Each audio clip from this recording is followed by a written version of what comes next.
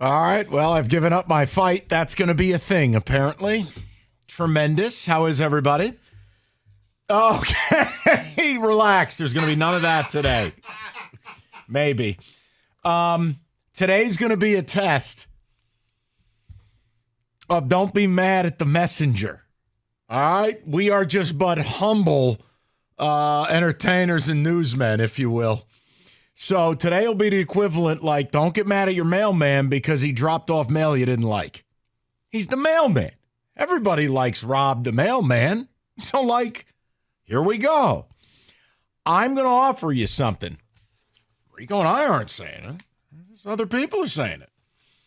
And then what's interesting is, two weeks ago, you held up this guy as a reason we were crazy for caring about the Michigan cheating scandal.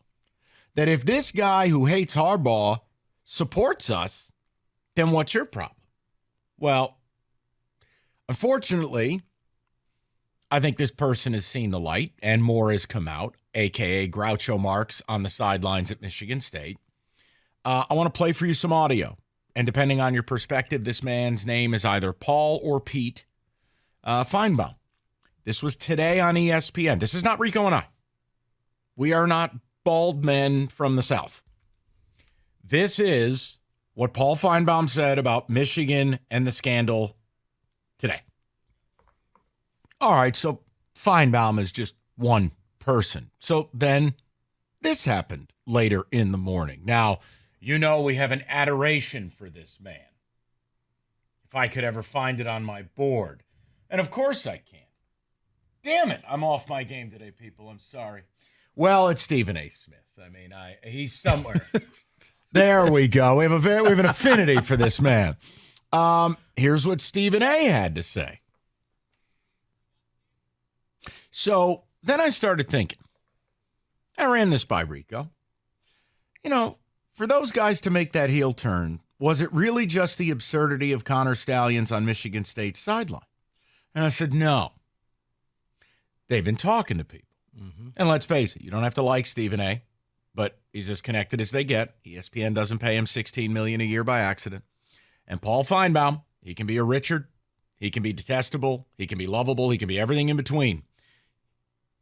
People talk to Paul Finebaum. Coaches. Guy's got a 40-year career covering the SEC. So here's my point.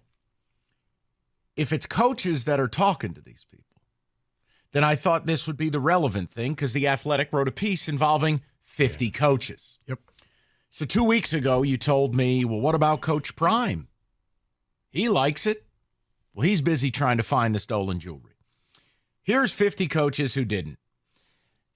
On a scale of 1 to 5, how serious are Michigan's alleged actions? Almost half of the coaches rated it a full 5.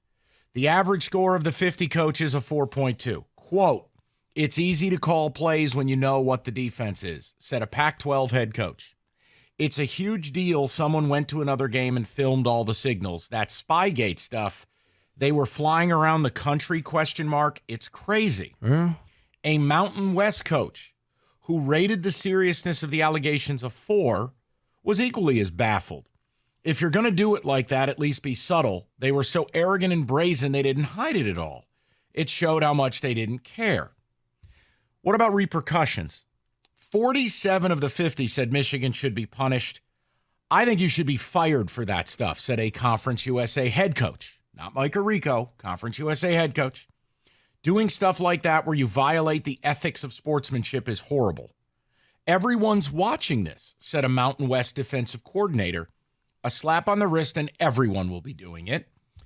Another longtime Big Ten staffer, if you're doing it, which they did, and you're caught, which they were, and it's explicitly against the rules, which it is, and everyone believes to some degree it's an advantage, they shouldn't be able to play in the Big Ten title game. Again, that's a Big Ten staffer, not Mike or Rico.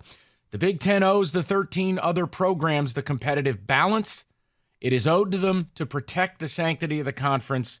If that many programs have confirmed he bought tickets specifically under his name, they can't play in the Big Ten title game. There's no gray area. Again, not Mike and Rico. Another Power 5 head coach. I'll never understand how Harbaugh does what he wants and nobody says anything. Michigan doesn't care. No one holds him accountable. These guys haven't held him accountable for anything. That's a Power 5 head coach, not Rico Beard. Does Harbaugh have plausible deniability? We've heard about this because this is the ultimate light show. You've got other people having arguments that are not really at the center of anything. Whether Harbaugh knew or not has no bearing according to the bylaws. But here we go. 35 out of 50 said he doesn't have plausible deniability. Who paid for it? Pac-12 head coach said. Yeah. There's no way this kid paid for it out of his pocket. You can't tell me Jim didn't know. The same guy who answers the recruiting thing, allegation stemming from the COVID-19 dead period, all he had to say was, I don't remember.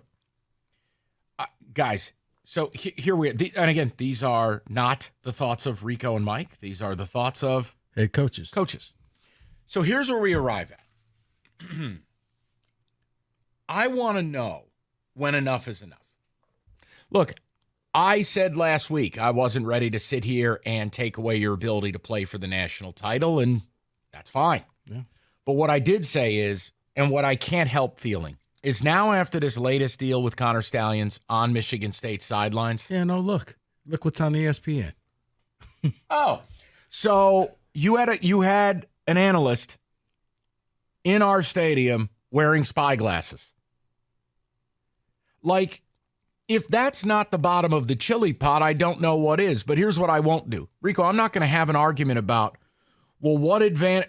Stop. It's irrelevant. Everybody doesn't do it. Right. What's the upside to what he did? Don't care. He did it. Here's the latest talking point you're getting from the Kremlin. You're getting, well, he went rogue. He's a psychopath. Both could be true.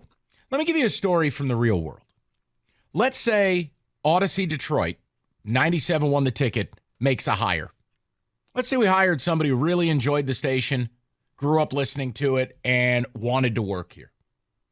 Okay, well, not sure about the wisdom in that, but here we go. Okay. We hire him. And unbeknownst to anyone here, that person began hoarding people meters, putting them in their garage, jerry-rigging the ratings that are our livelihood, right? And they get busted. Yeah. Let me tell you what happens. Yeah, for those who don't know, people meters are what they use to measure which of the most popular stations around. Right. So you cheated. You gained an advantage. You didn't tell anyone. You went rogue. You're a psycho, a super fan. Station would incur a multi-million-dollar fine. We'd be delisted. There would be no ratings. All our sponsors would leave. Everyone would be fired in management. But he went rogue. It doesn't matter. You put the logo on his paycheck. You interviewed him. You hired him. You promoted him. And you benefited from his work. So we're going to get right back to it. Now that the national media is starting to say things that they never normally would say, I am actually at a point now where I don't know what needs to happen, but I know, and I said this to a couple people at this station who will remain nameless. I said, if this was D'Antonio, when MSU was beating the brakes off on a yearly basis, and you couldn't figure out how. 7 out of 8 years. You couldn't figure out how. It was outer space.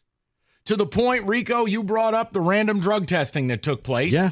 Because they made an issue of it, like MSU were super troopers. Yeah, they had the players get randomly drug tested. The athletic director said, nope, I want these guys drug tested. And they did. If this were D'Antonio, Harbaugh, his head would explode. The conference, the university, college football at large, Mark D'Antonio would be suspended the rest of the year. I can't speak to whether MSU would be banned from the postseason, and I have not advocated for that yet. But here's what I'm willing to tell you. Whether Harbaugh knew or not, there has to be a penalty in season. Because here's your issue. You can't deny Connor Stallions. There's another quote in the Athletic piece, and David, if you'd grab this, it would be amazing. I need everyone to grab this one quick.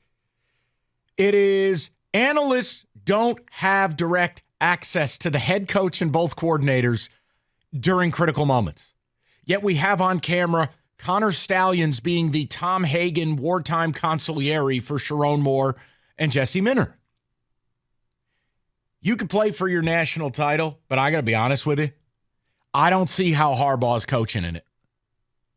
Now, if you want to tell me we're just playing television and college football is just an episode of one of Bravo's low-rent TV shows, that's fine. But I don't have to care. We've already had this conversation the last few years where I'm kind of fading when it comes to college football. The realignment doesn't jive with me. The way NIL's been handled doesn't jive with me. And my program stinks. That doesn't jive with me. The bottom line is, this would be the final straw, I think. We have one of your staffers in our stadium in a Halloween costume wearing spyglasses. Full stop. Now you got Jim McElwain who worked at U of M. By the way, so did Sharon Moore. But up at CMU have an answer for it. You know how I know it's Connor Stallions? Because CMU didn't come out 10 minutes later and tell me, hey, this is Pete McBride. Right. Who's Pete McBride? So I would love to know where you're at with it. Is this the quote that you wanted about the analysts? I don't know. Yeah, go ahead. Pac-12's quarterback coach agreed it doesn't look good. He's next to Jim Harbaugh and then defensive coordinator Jesse Minter and then next to offensive coordinator Sharon Moore. There are rules about what they can and cannot do. They're just supposed to be charting and bringing energy. And then somebody else says, hell no. Who gets close to a head coach who doesn't have access? Is that your quote? That is the one. All right. 248-539-9797. So those are all what's going on today.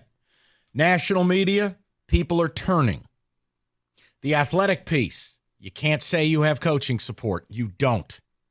The only thing I've offered up is this new Connor Stallion stuff where not only was he sending people to games, not only was he grinding the illegal video, but if he is in person at one of our games. The Friday night before your ECU game on Saturday. Come on, man. Something's got to give now. Yeah. I'd love to know where you're at. 248-539-9797. Rico, tell them all about it.